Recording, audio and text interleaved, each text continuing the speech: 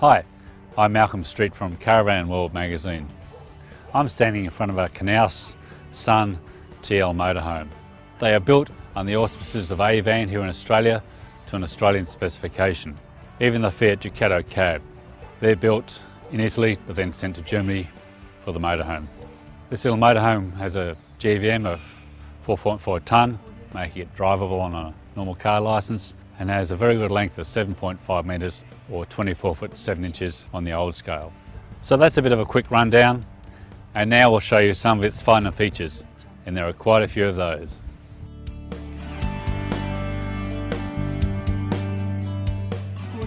One of the excellent features of this Knaus motorhome is the external bin space. As you can see here, there are 3 bins on this side.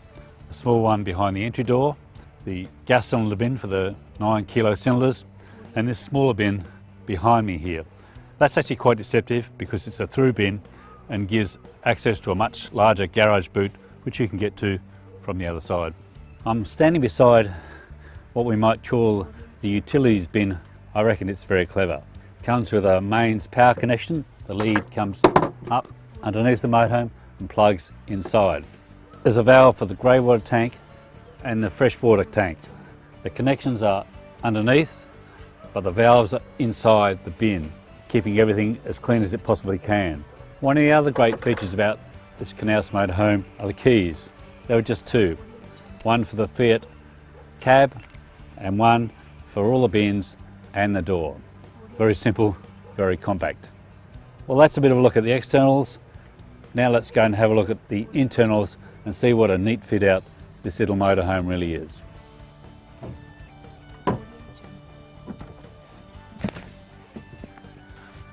One of the great features about the Fiat Ducato cab is it can be easily integrated into the rest of the motorhome.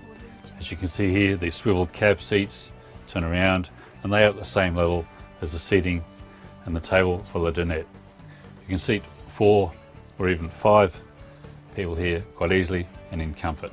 Above the cab is the sky view hatch. So you can see it's a very large model. It can be opened to give fresh air and plenty of sunlight.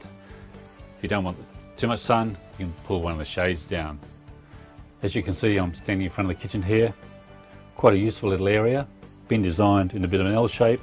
There's a 3-burner gas cooktop, washing up bowl, 3 drawers underneath, as well as a very useful wire basket storage area. And of course the usual overhead lockers. We're not quite sure about the green lighting, but everything else is all right. As we move towards the rear of the motorhome, we find the bathroom area.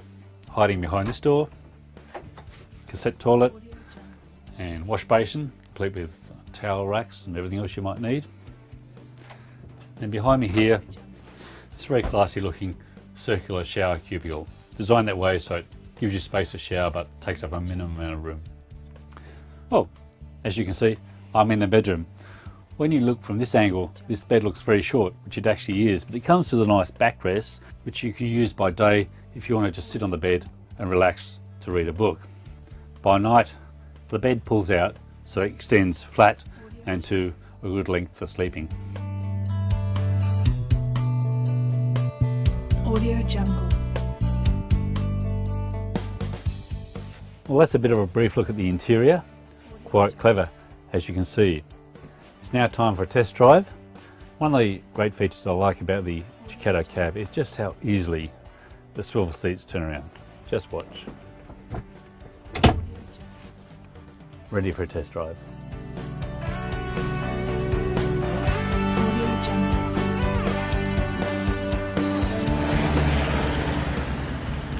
The cab should certainly look very familiar. It's a Fiat Ducato, the multi-jet 180 with the 3-litre motor, which is a very good performer indeed for this size motorhome. It's got the usual 6-speed AMT gearbox, which isn't a bad little performer. Occasionally a bit jittery on the hills, apart from that it's okay. This is actually a new Fiat cab, has a bit of updated instrumentation, new radio which is very good, much better than the old one. You even plug your iPod into it. These Knaus motorhomes seem to be fairly well put together. There's not too much rattling and squeaking going on. In fact, it's quite a pleasant drive. Well, that just about ends our review of the Knaus Sun TI. You can read about it in an upcoming issue of Australian Motorhome. I quite like this motorhome, I have to say. I wonder if Avan would notice if I just kept the keys and kept on driving into the sunset.